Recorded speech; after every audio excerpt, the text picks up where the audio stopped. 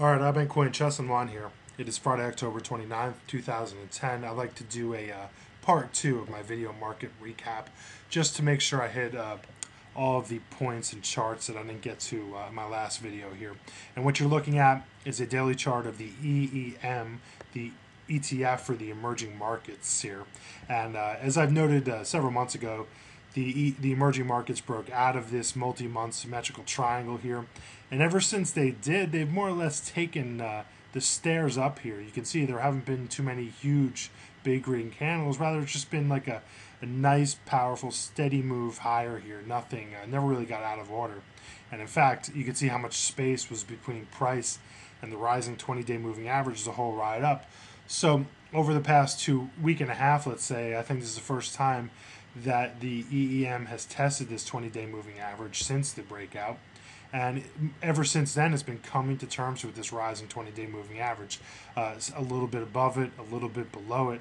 But on the whole, like I said, coming to terms with it. Now, to automatically presume that this is bearish is probably a mistake, just because, like I said, the prevailing trend is in the bull's favor, and that was the main theme in my previous video. Is let's not presume a change in trend. Let's not call any kind of major market tops until we're given much more of a reason to. And one reason here, this chart, the reason why I like to use this chart as an example, is one reason here that would be pretty obvious that we need to start moving away from the bull camp in terms of respecting the prevailing trend, is if we see a big red candle here and we start to see some clear rejection of this 20-day moving average, and there's quite a ways to fall here before we get to the rising 50-day moving average. So if, and I want to stress if, the market sees any kind of violent sell the news reaction next week to the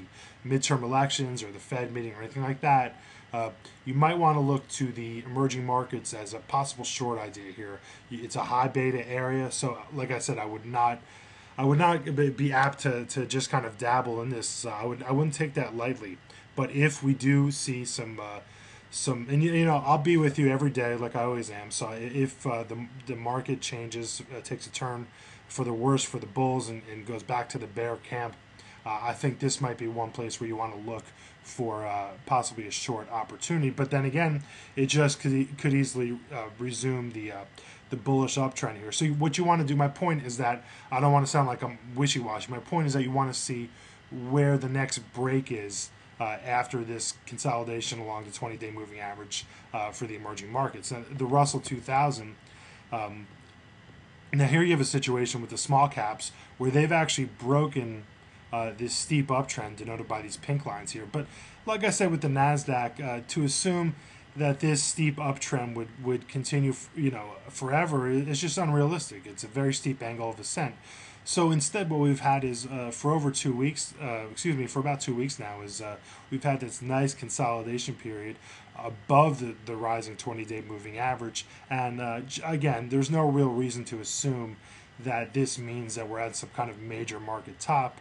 In fact, it would seem entirely healthy to get a nice digestion after this initial run up here leading into middle of October to get some sideways action here with the high beta small caps. I think is entirely healthy. So once again, if we do break down below, if we get a big red candle on heavy selling volume, then maybe that might be a reason to look and say, okay, there's a lot of room here. The small caps have a lot of room here to retrace their original breakout here. There's a lot of room down to the rising 50-day moving average.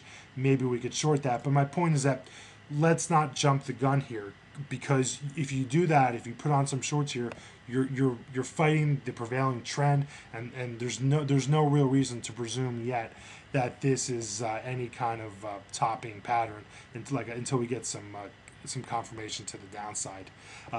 Let me look the XLF here. I want to take a quick look at the financials. There's been this whole idea that we need the financials to rally. To me, it just looks like they've tightened up their pattern considerably here after this loose and sloppy pattern all summer. The pattern has been tighter here, so it would not surprise me in the least to see more kind of dead money action there. And the steels are one place I'm looking at on the long side next week. Prior resistance here from the summer is turning into current support.